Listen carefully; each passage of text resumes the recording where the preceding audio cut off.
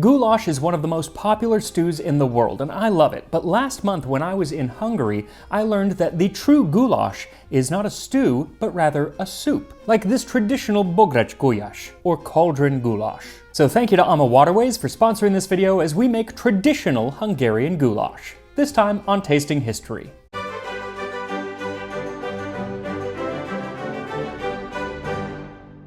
So last month I did a river cruise with Amma Waterways, and we ended up in Budapest, Hungary. And one of the first things I wanted to do when I got there was try some goulash. And while I did try several versions, each more delicious than the last, they were all soups, rather than the stew that here in America we usually refer to as goulash. Over there they call it pörkölt. Now when deciding on a recipe to use for a traditional goulash, I was torn. I looked at a lot of 19th century recipes like this one from 1835, which is for goulash meat. 2 pounds of good meat are cut into 4 square pieces, and this is put into a pot with a pint of water, 3 onions, caraway seeds, and salt, where it must boil for 4 hours. If the liquid boils off, then water can be added. And this nourishing dish is usually served with boiled potatoes. Pretty basic, but it does sound delicious, though it is missing a key ingredient in Hungarian cuisine today, which is paprika. There was a Capuchin friar named Blvd who once wrote of Hungary, "The spice of their food is some sort of red beast called paprika.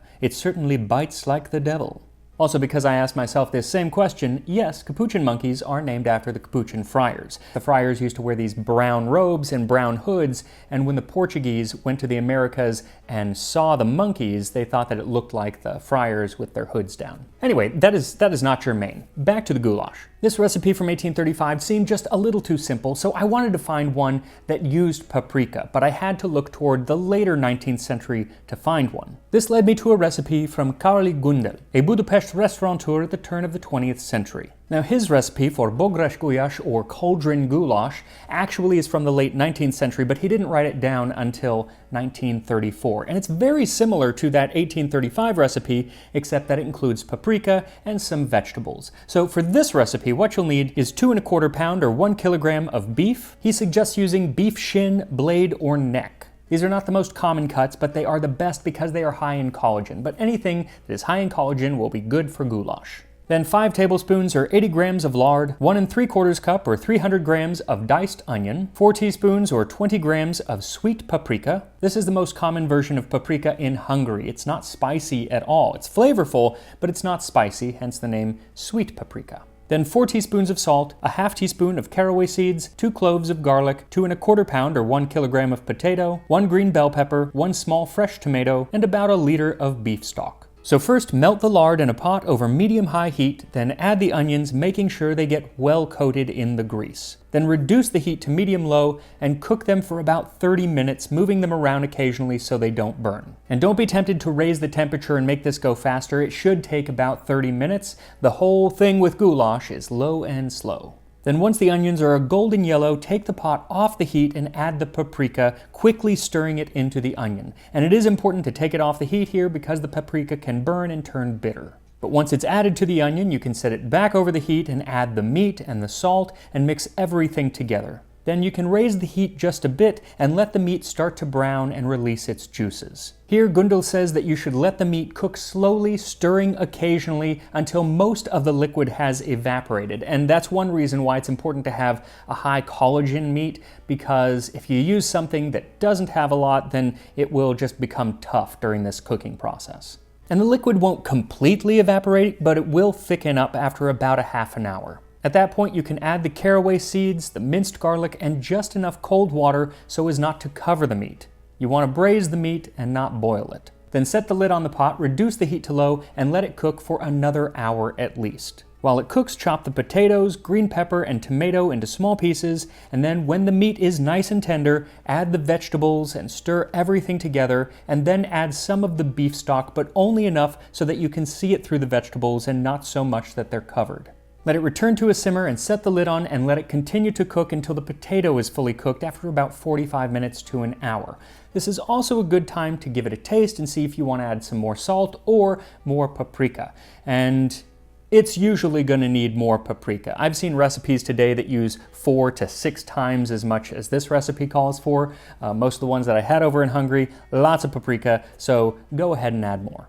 Though except for the amount of paprika being used, I do feel that this recipe is very similar to the first goulash that I had on my first night in Budapest. Frankly, the entire trip to Budapest and elsewhere was filled with food, which is why I chose to partner with Amma Waterways for this trip and the ones that I'm going to be leading in October and next February. They are luxurious, the ship is beautiful, the service is impeccable, and they have a focus both on food and history. I had never done a river cruise, and I have to say, it's a wonderful way to see Europe. You get to see a lot of different places without having to change hotels. Basically, you unpack once, and that's it. And sailing along the Danube, you get to see views that you would never get to see from land, the view of the Budapest Parliament being a highlight for me. Now, there are a few suites left for the October cruise down the Danube, but I enjoyed this experience so much that I decided to add another cruise, not on the Danube, but on the Nile. So next February, I am going to be hosting a river cruise down the Nile in Egypt. And we will have an Egyptologist with us the entire time. So if you want to hang out with me on a boat and learn about food and history in Egypt next February, I will put a link to that in the description. And just as there will be food history on that cruise, there was food history on this one as well when I got to Budapest and learned the history of goulash. The history of goulash, or gulyás in Hungarian, is the history of Hungary.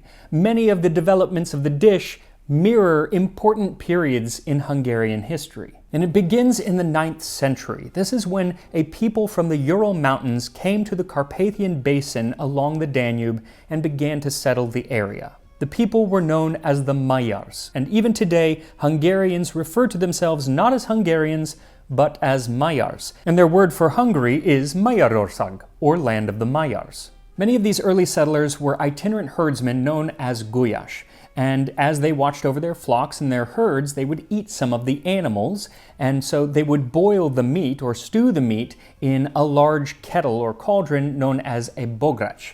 And they would stew the meat down until there was no liquid left, and they would eat what they wanted, and then the rest they would dry out in the sun, similar to the way that the Plains Indians of North America made pemmican with bison meat. Then whenever the Magyar Gulyás wanted another meal, instead of having to slaughter another animal, they could just take some of that dried meat, put it back in the cauldron, add some water and some vegetables, and have a brand new soup. And it is the portable nature of this early meat, gulyás meat, that is thought to have allowed it to spread so quickly into places like modern-day Austria, the Czech Republic, and Slovakia. Now, of course, they didn't write any of this down, so it is all a theory. A good theory, but it is a theory. What isn't a theory is the first big evolutionary step in the dish of gulyás, and that came in 1476, when the King of Hungary, Matthias Corvinus, Matthias I, married Beatrice of Naples. Now, by all accounts being those of Antonio Bonfini, who was the court historian in King Matthias's court, the Hungarian cuisine was pretty basic and was in dire need of some Italian influence. Now, Bonfini, as his name would suggest, was Italian, so take his opinion with a grain of salt. So Matthias I, perhaps the greatest monarch in Hungarian history, marries Beatrice, who is coming from Renaissance Italy, and so her new life in Hungary, she was not impressed with the food or a lot of other things, and she made this known, as did some of the people that came with her. One of them wrote of the Hungarians that they don't eat like us, each one with a plate, but all from the same plate. And to take the pieces, they do not serve themselves with forks, as is done with us in Italy, but with their fingers and a slab of bread. Well, Antonio Bonfini, writing that the king wanted to make his new wife happy, improved his board and manner of life, introduced sumptuous banquets, disdaining humility at home, and beautified dining rooms. He grafted Italian manners onto Scythian ones. The king also imported Italian chefs who brought Italian ingredients, though many of these ingredients were actually sent by Beatrice's sister, Leonora, the Duchess of Ferrara. She sent Italian styles of cheese and olives, cumin, garlic, and most important when it comes to goulash, onions. Now, Hungary had had wild onions growing for ages, and they probably used them in the soup, but the big, fat, white, sweet onion of Italian cuisine made its way to Hungary during this period, and that is what would become a staple ingredient of Hungarian goulash. Now, the next evolutionary step, the next ingredient introduced into Hungary came not with the Italians, but with the Ottomans. In 1526, Sultan Suleiman the Magnificent defeated a Hungarian army at the Battle of Mohacs, and by 1541 they controlled the capital city of Buda, half of what is now Budapest. And for the next 150 years, Hungary was part of the Ottoman Empire, and it is during this time that numerous ingredients enter Hungarian cuisine. Probably most famous would be coffee or paprika, and that's the one that's important for goulash. Though actually it wasn't paprika, it was just the pepper. The pepper had originated, of course, in the Americas and had come over with the Spanish and then entered Italian cuisine and made its way east into Ottoman cuisine. And then they brought it up to Hungary, but they had to bring them dried since they had to travel quite some ways, and the Hungarians took these dried peppers, ground them into a powder, and that powder was paprika. It wasn't long before they started taking the seeds and growing the peppers themselves, though it was mostly amongst the common people. Now, it doesn't seem that they were actually using paprika in goulash at the time, at least not in the recipes that were being written down. It's likely that some people were putting it in there, but it wasn't in the recipes. Also, a note on paprika. Paprika is made simply from crushing up dried red peppers. Some of them are quite hot and some of them are very, very mild, even sweet. But by most accounts, the early peppers were just hot. They were quite spicy, and those were the ones that the common people were eating, and the aristocracy didn't like it. It was too hot. But that changed in 1859 when two brothers from the city of Szeged, János and Balázs Pálffy, invented a machine to remove the white ribs and seeds from the pepper, thus creating what was known as noble sweet paprika, which is what ended up becoming the more popular version in Hungary, especially when making goulash. Though as I understand it, today when making the sweet paprika, they have cultivated a pepper to be mild and sweet. So they can just crush it down, dry it up, crush it down, and there is your sweet paprika. Now, just as paprika was finding many different variations during this period, so too was goulash itself. It was no longer just the stewed meat of the Magyar herdsman. It could refer to any number of soups or meat dishes. Some of the soups didn't even have meat. There is a bean goulash that kind of develops around this time. Sometimes they're seafood goulashes.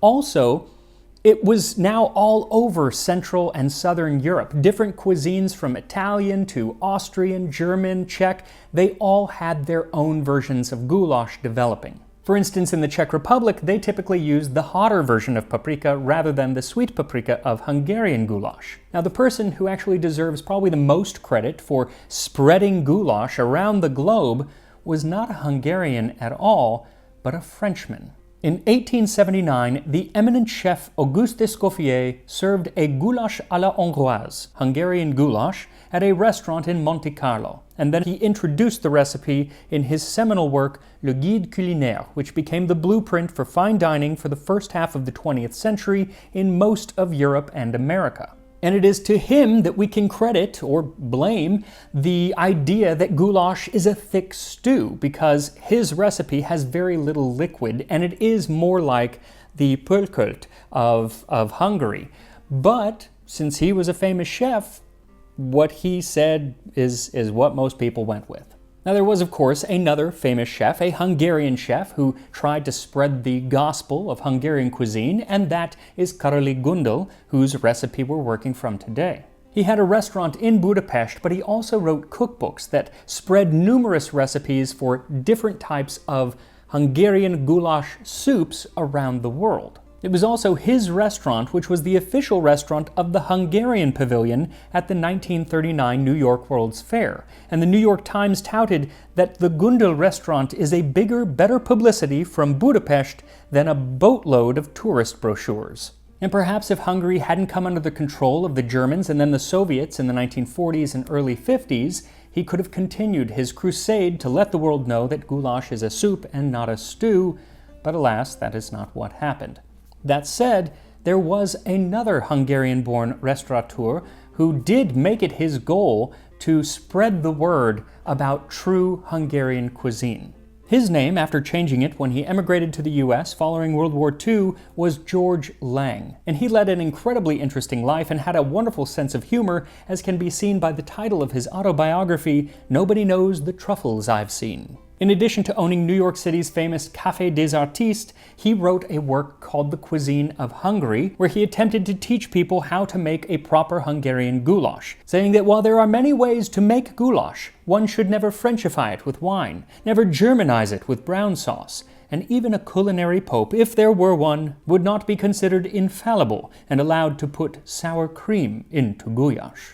And since I don't want to incur the wrath of the late George Lang, I will do none of those things, but I will stick to the recipe given to us by Károly Gundel. So once the potato is fully cooked, he says that you can add an egg pasta known as tipetka, which are just little pieces of pinched pasta made of egg and flour. It actually means to pinch, tipetka. But more traditionally, all you do is add some more water or beef stock until you have a nice soup consistency and then serve. And here we are. Traditional Hungarian goulash. Smells absolutely wonderful, and I can smell the paprika. I did add some more, but I think I could have even added more because it's not the deep red that that you'll see in Hungary today, but it is somewhat red. There's also a nice sheen of fat on the top. Here we go.